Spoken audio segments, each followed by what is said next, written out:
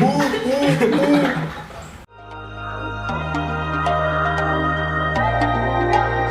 take responsibility for your life.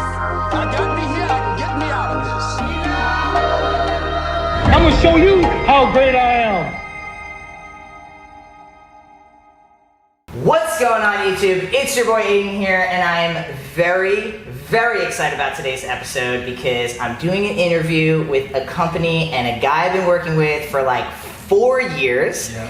And he is finally coming out and letting himself be known. So I have Marli here, who is the owner of GC2B Binders, who is just like amazing guy, amazing company. You honestly probably have already heard of them, but if you haven't, check out the description box below. Stay tuned for this interview because it's gonna be a good one. The brand I use is GC2B. GC2B. GC2B and the binders that they make.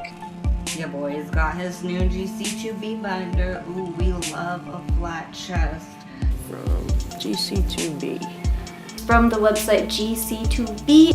Oh my goodness. This is awesome. I got the GC2B and it's perfect.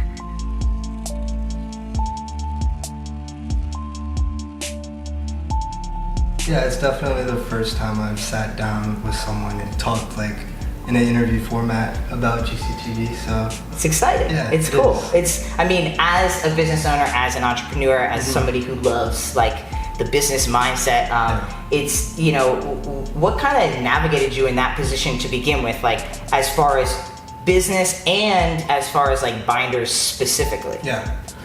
So I went to school for product design actually here in Philadelphia. Oh, cool. You know, throughout my years in college, I started to realize things about myself.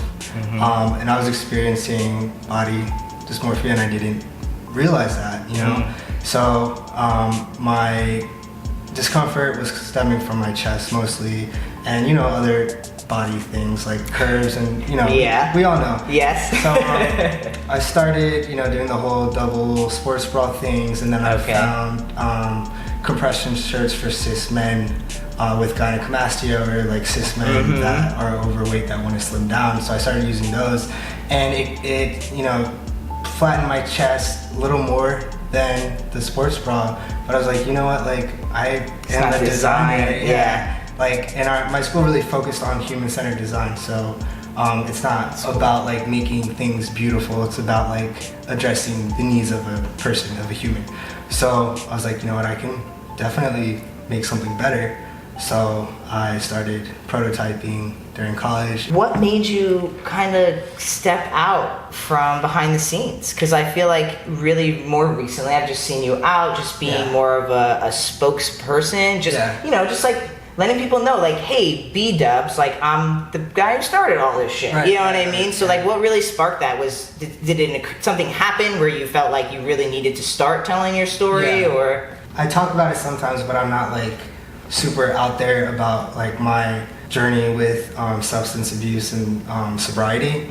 So, actually, that's actually part of the reason why I started GC2B is because senior year, I was struggling with substance abuse. Like, it was like definitely like at its starting point with like, oh, okay, this is a problem. I started missing classes and all this stuff, and it pushed my graduation back. I got to walk and everything, but I didn't complete my degree until fall of 2014. So you didn't get your diploma at the end. I couldn't apply for jobs.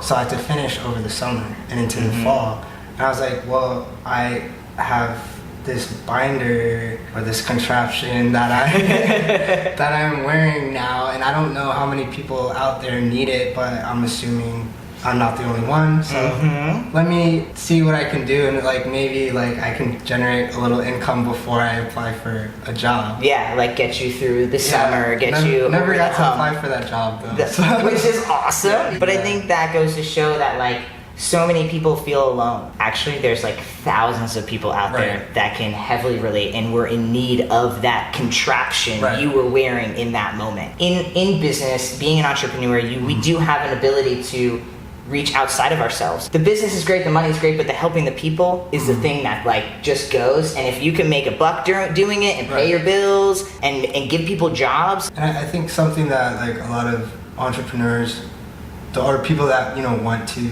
start something don't realize is that like if you don't address real needs, the business is either not going to be successful or it's going to be like short-lived. Being a successful business owner, you have to address those needs and not just like think you're making something that's going to make money. A lot of people are more into like branding. The people who make a successful brand are still getting a need met. They're giving an emotional need, you know, and you're giving a physical body need. So GC2B has been donating to Point of Pride for at least 4 years, hundreds if not thousands of binders, thousands of binders, and we've also worked together just like giving good discounts when we get big donations. We've been able to work with you and get just really good prices on binders. Don't underestimate the work that like Point of Pride does, like packaging up. Like, I have a system and like employees to do that, but like, you guys are taking the time to do that. It's just like, thank you.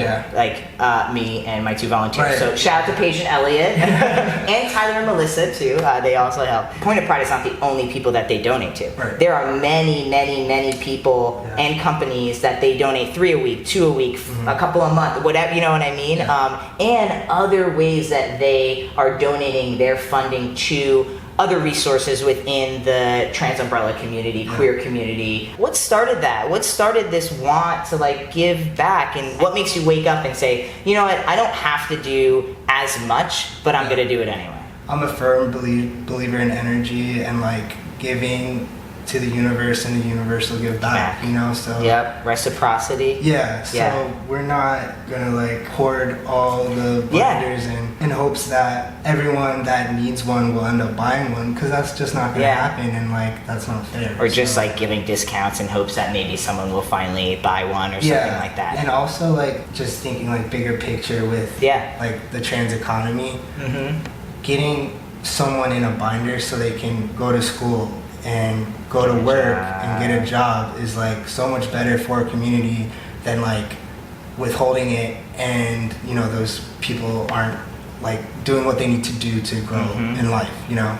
So that's good for everyone. He and his team did not have the bandwidth to give away and process the binders and do all of the outreach, and he wasn't going to hire someone when there's already people doing that. So work together, okay? Join forces. It's not a competition. It's, you know what I mean? You can work together and find other companies, businesses, nonprofit, whatever you're going for, that are good at that and specialize in that. Like, as Point of Pride, we could put a ton of money in and just make our own binder so that we can ship it out and just, you know what I mean? But who the hell wants to, I don't want to do that. Nobody else on my team wants to do that. You know what I mean? I'll just get you guys to do that. It's awesome, right? And the second thing was also the economy.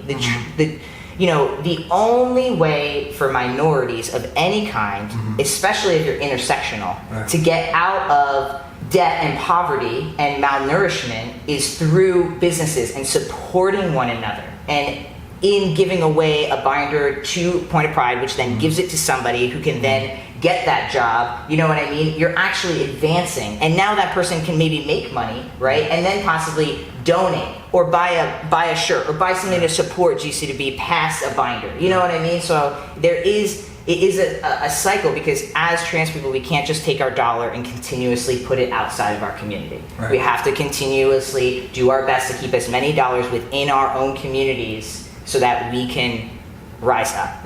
Start a business, okay? Like let's get this economy going. I'm really interested. Being a trans person of color, what influences have you had on the decisions you've made based on your business, the things you've done, the things you haven't done, where you hire, products that you've made, things like that? When I first started the company, I was like the only one behind the Instagram and Twitter and Facebook and all that stuff, and sometimes I still am, but not as much. So, you know, and the only one on customer service, so I would see. You mean you were the only one when you first started your business? I know nothing of that. So yeah, I would see like all the messages and stuff, and a lot of people would give suggestions for nude binders, right? But like, what is a nude binder, you know? And I would look at these people's profile and like they're white, when they're asking for release a flesh tone, release a nude binder, they're asking to release a singular color that matches their skin tone, which is what most companies with nude products do, right? It's like a beige or something like that. Yeah, I would look at that and, you know, look at myself and look at the people around me and say like, I can't release a nude, like what is a nude? You know, so just like whole like existential, like what is a nude? You know? And so I just knew in the back of my mind, like, okay, I want to do this, but I'm gonna have to like release like at least like 4 or 5 shades of nude to be able to, you know, try to replicate, try to match like the extreme diversity and the beautiful diversity of our community, you know. So I think that's definitely a huge influence because it doubled our inventory, right? So we were still very small at that point, and we were still considered a small business. You know, a lot of people think we're big, but like 15, 16, 17 people running a business is still small. You know, it might be big like in our community, but like we're still very small. Someone who doesn't have a business is like, whoa, and when you actually have it, you're like, I mean, you know, it's something to be proud of, but like, you know, you want to get, you know, you're like, there's way more room to grow. The business is so small, so and that's unfortunately what matters with a lot of stuff, like a lot of needs that we have.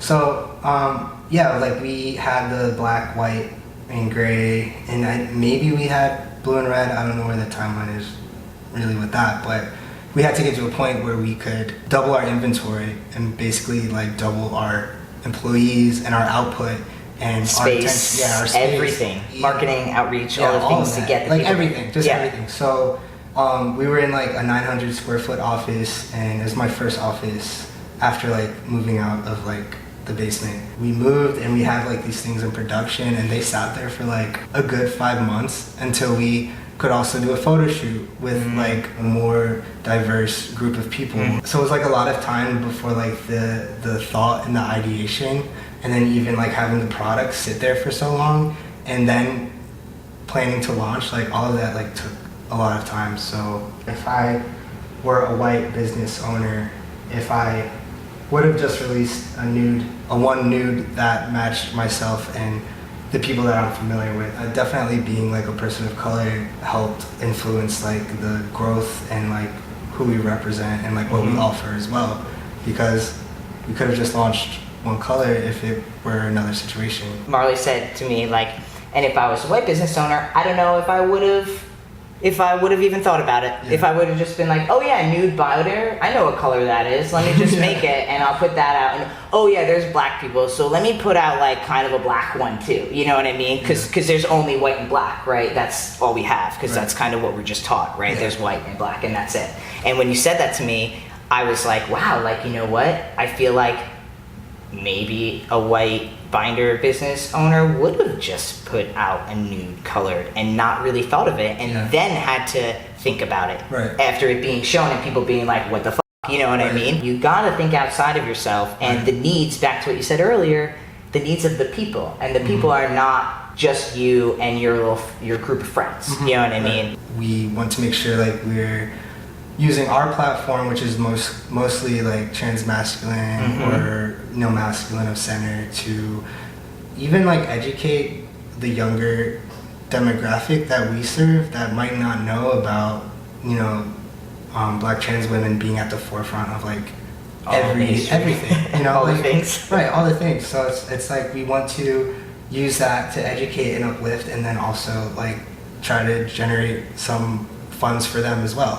Is the shirt you're wearing now, is that run by a black trans woman? Yes. Okay, great. So example right here, the Rebel Rouge shirt. Yeah, this is a Rebel Rouge shirt. It's our for the Marsha P. Johnson Institute, or what do they call it? Marsha P. Johnson Institute. Yeah. Okay, just to make sure. They actually launched in June, and they're ran by a group of amazing women, Elle Hearns, and they are doing the work that Marsha P. Johnson initiated, starting. and they're carrying on her legacy. So we will have these available through August, so 100% of the proceeds go straight to them. So you can get a nice binder and look real good in your shirt too. Yep. These binders are an amazing price point. Yeah. Why are they so low when you do have some competitors who have a higher price point that you could, and your quality is so good, you really could be charging $10 or $15 more, but you're not. You could. Why not? Like, accessibility is important, and like, I think that, you know, dangling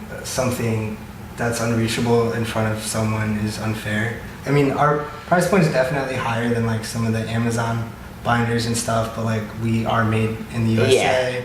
Our quality is But the good. quality. Yeah. I mean, if you put your quality binder to trying to find another binder that has the same quality, yours is a better price point. Yeah. You know what I mean? You shouldn't sell something for a higher price point just because you can. You know, like, you have to think of everyone that that affects. You know, like, it's a critical choice, and like, I think that keeping it low allows us to affect more people too. Someone could argue you could be the brand name, and you could be the high-end binder, and you could be the Gucci and Prada binder, right? And then you could have a binder that's $150, and mine's got a gold lining and like a unicorn farted glitter all over it before I put it on. That's fine. Someone made a meme was like GC2B, and it was like that binder with like a Gucci print on it. That's epic. Oh my god. Well, Marli, I want to say thank you on behalf of Point of Pride, the board, on behalf of everybody who has gotten a binder from our program, from other programs.